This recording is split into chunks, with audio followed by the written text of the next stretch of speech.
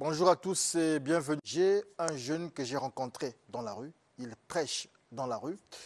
Je l'ai pris. Il a suivi le face-à-face entre le docteur Renaud Boris Mbota et le pasteur Baran qui sera là tout à l'heure parce que le docteur Mbota n'est pas encore là. Je l'ai appelé aujourd'hui pour lui donner 3 minutes. 3 minutes, 2 minutes pour qu'il essaie d'évangéliser. Sinon, comme il fait dans la rue, avec le parterre de personnes ici. Monsieur, bonjour. Bonjour, Comment on vous appelle? Bourgeois Ango. Bonjour Ango. Oui. Bon, mais faites comme si vous étiez au marché, je vous laisse. D'accord. Donc, bonjour à vous. J'espère que vous allez bien. Je pense que vous priez aussi, non? D'accord, gloire à Dieu. Vous avez des questions ou bien je... Il n'y a pas de questions? D'accord, donc comme vous priez aussi, gloire à Dieu. Tout ce que j'ai, que je peux dire en fait, c'est que si nous sommes là encore vivants, c'est par la grâce de Dieu.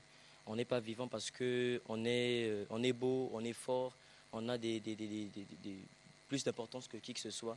Vraiment, l'homme sans Dieu n'est rien.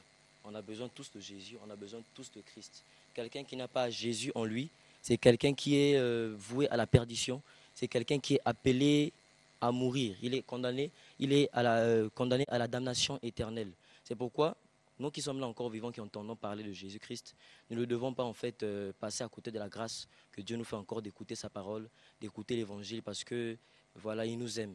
Nous connaissons tous ce passage qui est dans Jean 3,16 qui dit « Car Dieu a tant aimé le monde qu'il a donné son Fils unique, afin que quiconque croit en lui ne périsse pas, mais qu'il ait la vie éternelle. » Donc ça signifie quoi? Que le Seigneur nous a tellement aimé qu'il a donné sa personne pour les hommes. Il nous a tellement aimé qu'il a donné sa personne pour l'humanité entière. Il nous a aimés pour... voilà, il ne nous aime pas parce qu'on a des biens, parce qu'on a des richesses. D'ailleurs, la Bible dit que l'or et l'argent appartiennent à Dieu. Donc, le Seigneur n'attend pas de nous une somme, une quelconque somme pour pouvoir agir dans nos vies. Dieu attend seulement que nous puissions lui restituer ce qui lui appartient, c'est-à-dire nos cœurs. La Bible dit donner à Dieu ce qui est à Dieu et à César ce qui est à César. Ce qui est à Dieu, ce sont nos vies. Ce qui est à César, ce sont les richesses de ce monde. Amen.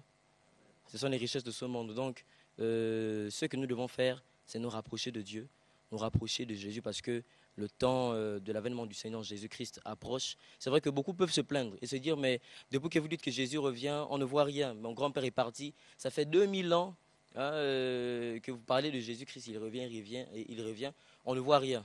J'aimerais dire à ces personnes-là qui se plaignent de l'avènement du retour de Jésus, que si Jésus vient maintenant, mon frère, quelle sera ton attitude? Seras-tu prêt pour le jugement, pour le retour de Christ, pour le retour de Jésus? Parce que personne n'est parfait. On se plaint, on se plaint entre nous que pourquoi le Seigneur Jésus ne vient pas. Mes frères et sœurs, ce n'est pas que Dieu est en retard dans l'accomplissement de sa parole, non. Dieu est tout simplement patient, lent à la colère et riche en bonté, attendant que tout homme puisse parvenir à la repentance. Et les sorciers, et les marabouts, et les féticheurs, et les nganga, les praticiens, tous ceux-là qui sont de l'autre camp.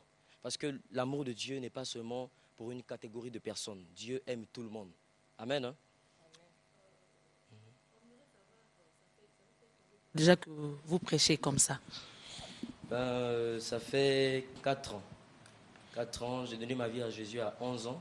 À 12 ans, je prêchais déjà, j'évangélisais. Et le Seigneur a commencé à m'utiliser comme je le fais aujourd'hui à l'âge de 13 ans.